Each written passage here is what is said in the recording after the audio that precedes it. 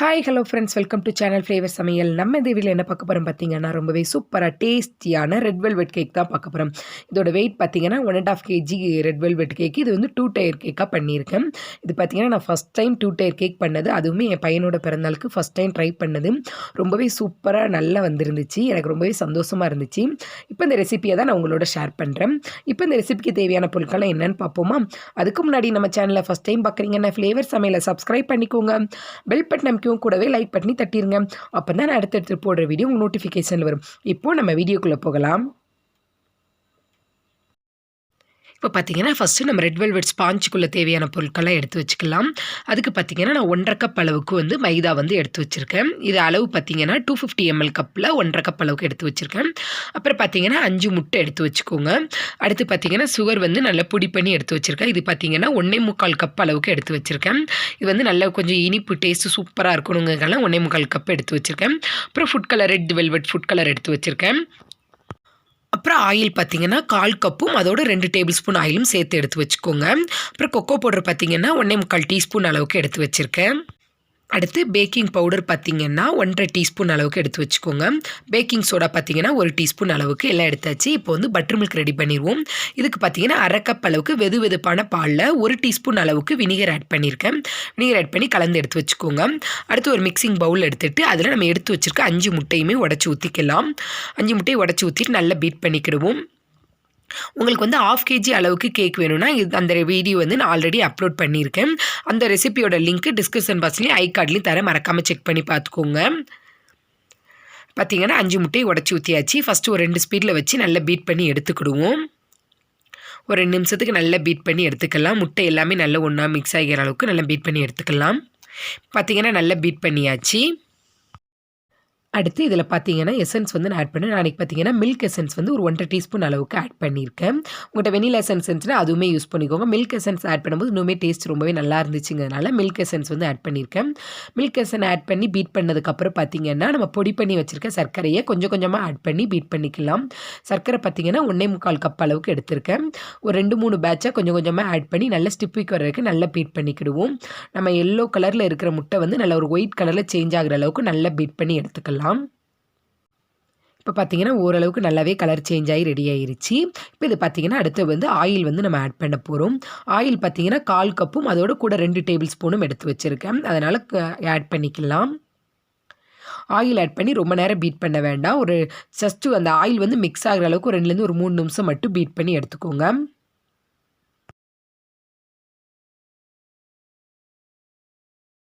இப்போ பார்த்தீங்கன்னா ஆயில் வந்து நல்லா மிக்ஸ் பண்ணி முடிச்சாச்சு. அடுத்து மாவு பொருட்கள்லாம் ஆட் பண்ணிக்கலாம். அதுக்கு பார்த்தீங்கன்னா தனியாக ஒரு பாத்திரம் எடுத்து வச்சுட்டு அதில் ஒரு அரிப்பு வச்சுட்டு நம்ம எடுத்து வச்சுருக்க 1.5 கப் அளவுக்கு மைதா மாவு வந்து ஆட் பண்ணிக்கிடுவோம்.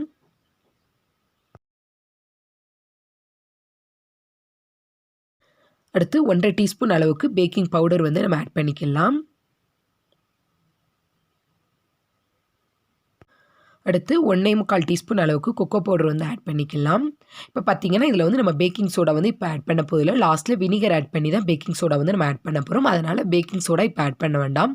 நம்ம எல்லாமே ரெடி பண்ணதுக்கப்புறம் கடைசியில் பேக்கிங் சோடா வந்து நம்ம ஆட் பண்ணிக்கலாம்.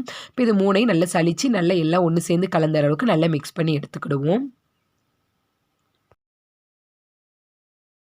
இப்போ பார்த்தீங்கன்னா பட்டர் மில்க்கும் ரெடி ஆயிருச்சு. இதில் நமக்கு ஃபுட் கலர் வந்து எந்த அளவுக்கு தேவையோ அதை ஆட் பண்ணிக்கலாம். நான் ரெட் வெல்வெட்டோட ஜெல் கலர் வந்து இன்றைக்கி எடுத்திருக்கேன். இது ரொம்பவே கலர் சூப்பராக இருந்துச்சுனால இந்த பிராண்ட் எடுத்திருக்கேன்.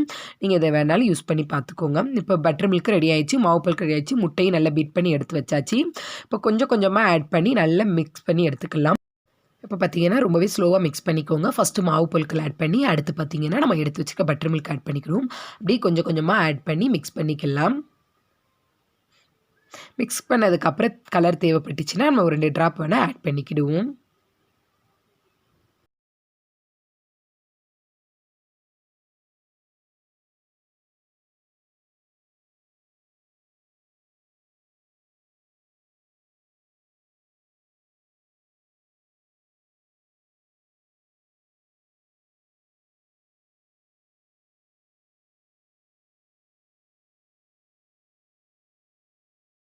நம்ம எந்த பாத்திரத்தில் வந்து நம்ம பேக் பண்ணி எடுக்க போமோ அதையும் ஆயில் தடவிட்டு பட்டர் ஷீட்லாம் போட்டு நான் எடுத்து வச்சுட்டேன். நான் பார்த்தீங்கன்னா 6 இன்ச்சு டின்னில் 1/2 கேஜி அளவுக்கும் 8 இன்ச்சு டின்னில் பார்த்தீங்கன்னா 1 கேஜி அளவுக்கும் எடுத்து வச்சுருக்கேன்.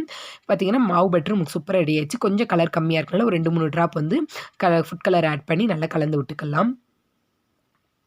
உங்களுக்கு நல்ல டார்க்காக வேணால் இன்னும் கொஞ்சம் கூட ஆட் பண்ணிக்கோங்க. எனக்கு ரொம்ப டார்க்காக வேணால் லைட் கலராக இருந்தால் போதுனால நான் ஆட் பண்ணியிருக்கேன். இப்போ மாவு ரெடி பண்ணி எடுத்தாச்சு. அடுத்து பார்த்தீங்கன்னா இப்போ தான் நம்ம பேக்கிங் சோடா வந்து ஆட் பண்ண போகிறோம். நம்ம எடுத்து வச்சுருக்க 1 டீஸ்பூன் பேக்கிங் சோடாவில் 1 டீஸ்பூன் அளவுக்கு வினிகர் ஆட் பண்ணி நல்லா கலந்து விட்டுக்கோங்க. அது லைட்டாக அந்த பொங்கி வரும்போதே நம்ம மாவோட கலந்து ஆட் பண்ணிக்கணும். நம்ம பார்த்தீங்கன்னா இப்படி ஆட் பண்ணும்போது ரெட் வெல்வெட் கேக் வந்து இன்னுமே ஸ்பாஞ்ச் வந்து ரொம்பவே சூப்பராக சாஃப்ட்டாக கிடைக்கும். அதனால தான் நம்ம இப்படி ஆட் பண்ணுறோம். இந்த மெத்தடை மட்டும் மறக்காமல் ட்ரை பண்ணுங்கள். ரொம்பவே சூப்பராக இருக்கும். இப்போ இதை எல்லாத்தையும் ஒன்று சேர்ந்து கலந்து விட்டாச்சு. இதை கலந்ததுக்கப்புறம் உடனே பேக் பண்ணி எடுத்துடணும். கொஞ்சம் நேரம் கூட வெயிட் பண்ண வேண்டாம். நம்ம டின்னில் ரெடி பண்ணி வச்சுருக்கதையும் கொஞ்சம் கொஞ்சமாக பேட்ரு எந்த அளவுக்கு தேவையோ அந்த அளவுக்கு ஊற்றி எடுத்துக்கலாம்.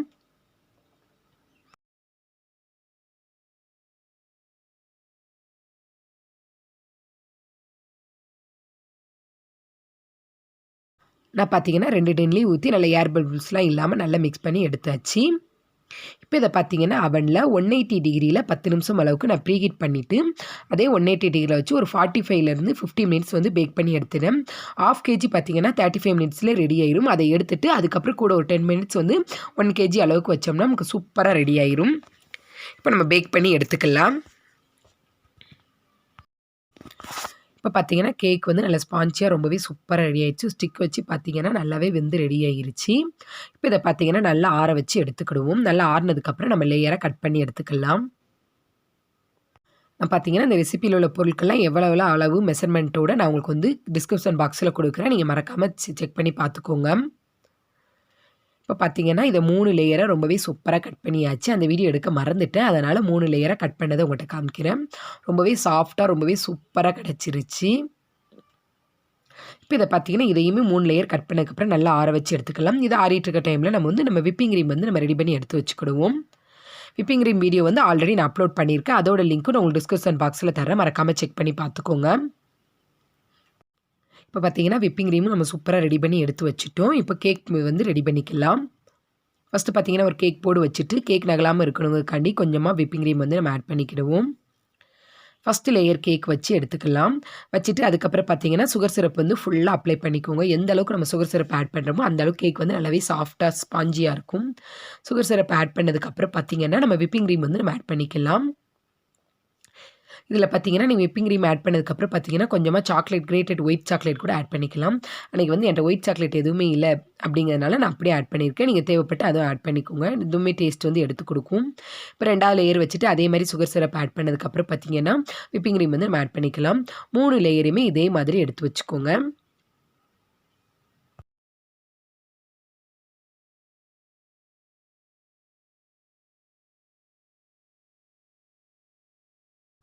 இப்போ பார்த்தீங்கன்னா 3 லேயருமே நம்ம ரெடி பண்ணியாச்சு. அடுத்து பார்த்தீங்கன்னா நமக்கு வந்து எல்லா பக்கமும் ஈவனாக நல்லா க்ரம் கோட் கொடுத்து ஃப்ரிட்ஜில் ஒரு 10 நிமிஷம் வச்சு எடுத்துகிட்டு அப்புறம் ஃபைனல் கோட் வந்து நம்ம கொடுத்துக்கலாம். இப்படி கொடுக்கும்போது நம்மளுக்கு வந்து இன்னுமே க்ரீம் வந்து அப்ளை பண்ணும்போது நம்மளுக்கு ரொம்பவே ஈஸியாக இருக்கும். அதனால் ஒரு 10 நிமிஷம் ஃப்ரிட்ஜில் வச்சு எடுத்துக்கோங்க. அடுத்து பார்த்தீங்கன்னா நம்ம 1/2 கேஜிக்குள்ள கேக்கையும் நம்ம இதே மாதிரி க்ரம் கோட் கொடுத்து 3 லேயரையும் எடுத்து வச்சுக்கலாம். அதுக்கு ஒரு 1/2 கேஜி அளவுக்கு கேக் போர்டு எடுத்துகிட்டு ஃபஸ்ட்டு ஒரு லேயர் கேக் வச்சு அப்புறம் நம்ம சுகர் சிரப் எல்லாமே அப்ளை பண்ணிவிட்டு அதுக்கப்புறம் விப்பிங் க்ரீம் ஆட் பண்ணிக்கலாம். இதே மாதிரி 3 லேயரையும் எடுத்து க்ரம் கோட் கொடுத்து எடுத்து வச்சுக்கிடுவோம்.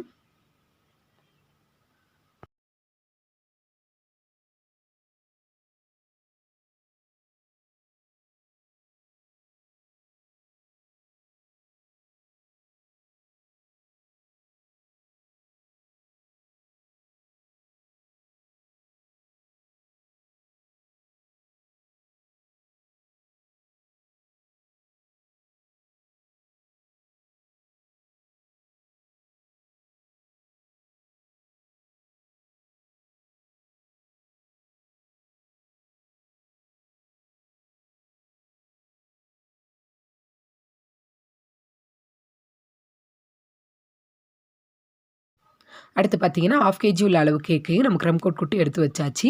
இதையும் ஒரு 10 நிமிஷம் நம்ம ஃப்ரிட்ஜில் வச்சு எடுத்துக்கலாம். இப்போ பார்த்தீங்கன்னா நம்ம 2 கேக்கையும் ஒரு 10 நிமிஷம் ஃப்ரிட்ஜில் வச்சு எடுத்துட்டோம். இப்போ வந்து பார்த்தீங்கன்னா ஃபைனல் கோட்டிங் வந்து கொடுத்துடலாம். ஃபைனல் கோட்டிங் கொடுக்கும்போது பார்த்தீங்கன்னா என்னோட ஹஸ்பண்ட் தான் கொடுக்க போகிறாங்க. இந்த கேக் வந்து எங்கள் ஃபேமிலியோடு சேர்ந்து செஞ்சோம். அதனால் ரொம்பவே சந்தோஷமாக இருந்துச்சு. பார்த்தீங்கன்னா ஃபைனல் கோட்டு ஈவனாக நல்லா கொடுத்து எடுத்துக்கலாம். இதை கொடுத்து முடிச்சுட்டு நான் உங்களுக்கு காமிக்கிறேன்.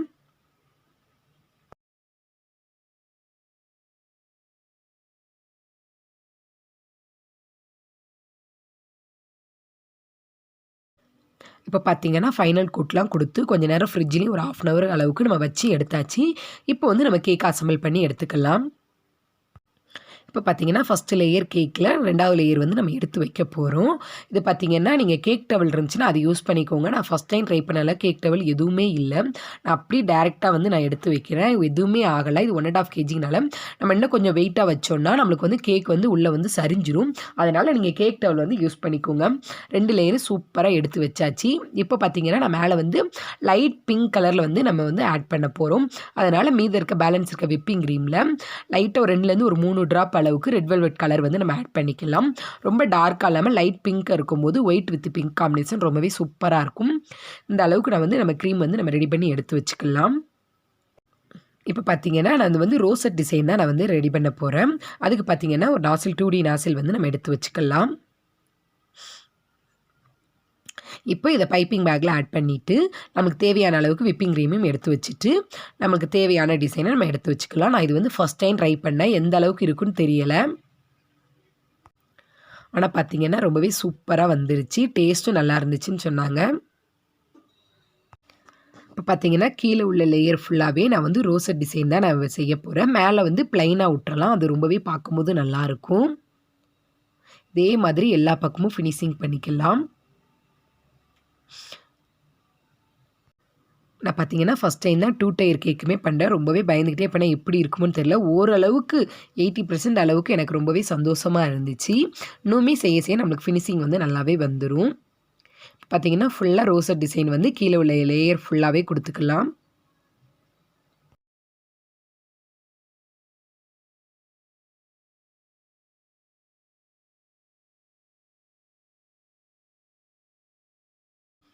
இப்போ பார்த்தீங்கன்னா கீழே உள்ள லேயர் ஃபுல்லாகவே ரோசட் டிசைன் வந்து கொடுத்தாச்சு. இப்போ மேலே உள்ள கேக்கும் கீழே உள்ள கேக்கும் இடையில கேப் இருக்குங்கனால அந்த இதில் பார்த்தீங்கன்னா லைட்டாக அதே நாசில் வச்சு லைட்டாக ஒவ்வொரு ட்ரிப் மட்டும் கொடுத்து எடுத்துட்டேன். இது ஒரு ஃப்ளவர் டிசைன் மாதிரி இதுவுமே ரொம்பவே சூப்பராக கிடச்சிச்சு. இதே மாதிரி ஃபுல்லாக ஃபினிஷிங் பண்ணிக்கலாம்.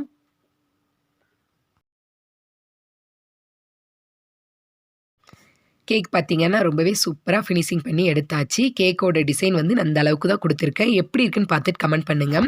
மேலேயும் பார்த்தீங்கன்னா லைட்டாக ஒவ்வொரு ட்ராப் மட்டும் அதே நாசில் வச்சு ஒரு ஃப்ளவர் டிசைன் மாதிரி கொடுத்துட்டு கொஞ்சமாக சுகர் பால்ஸ் வந்து நம்ம ஆட் பண்ணிவிட்டு என் பையனோட நேமும் கேக் போர்ட்லேயே அது வந்து நம்ம விப்பிங் க்ரீம்கிட்டே நம்ம எழுதியாச்சு. சாதாரண ஒரு பைப்பிங் பேக் எடுத்துட்டு லைட்டாக மட்டும் கட் பண்ணிவிட்டு எடுத்துட்டோம்னா ரொம்பவே சூப்பராக நேமும் எழுதிடலாம். இது பார்த்தீங்கன்னா எப்படி இருக்குன்னு பார்த்துட்டு கமெண்ட் பண்ணுங்கள். எனக்கு ரொம்பவே பிடிச்ச கேக்குன்னு சொல்லலாம். ஃபஸ்ட் டைம் என் பையனோட பிறந்தநாளுக்கு நாங்களே ரெடி பண்ணியிருக்கோம், எங்கள் வீட்டில் எல்லோரும் சேர்ந்து. அதனால் ரொம்பவே சந்தோஷமாக இருந்துச்சு. நம்ம வீடியோவில் பார்த்தீங்கன்னா ஆல்ரெடி நிறைய வகையான கேக் ரெசிபீஸ்லாம் நான் அப்லோட் பண்ணியிருக்கேன். அதோட ப்ளேலிஸ்ட்டும் கொடுக்குறேன். ரெசிபி லிங்க்கும் பார்த்தீங்கன்னா டிஸ்கிரிப்ஷன் பாக்ஸில் கொடுக்குறேன், மறக்காமல் செக் பண்ணி பார்த்துக்கோங்க. எல்லாமே பார்த்தீங்கன்னா நம்ம 1/2 kg அளவுக்குள்ள கேக் தான் நம்ம ரெடி பண்ணியிருக்கோம். ஃபஸ்ட்டு டைம் பார்த்தீங்கன்னா 1.5 kg அளவுக்கு ரெடி பண்ணியிருக்கோம். இதை பார்த்துட்டு எப்படி கமெண்ட் பண்ணுங்கள். இதில் ஃபைனலாக பார்த்தீங்கன்னா கேக் கட்டிங் வீடியோவும் ஆட் பண்ணியிருக்கேன். இதில் வந்து கிளாரிட்டி கொஞ்சம் கம்மியாக தான் இருக்குது, ஏன்னா சின்ன பசங்க எடுத்ததுனால அவங்களுக்கு தெரிஞ்ச மாதிரி எடுத்திருக்காங்க. அதையும் எப்படி இருக்குன்னு பார்த்துட்டு கமெண்ட் பண்ணுங்கள்.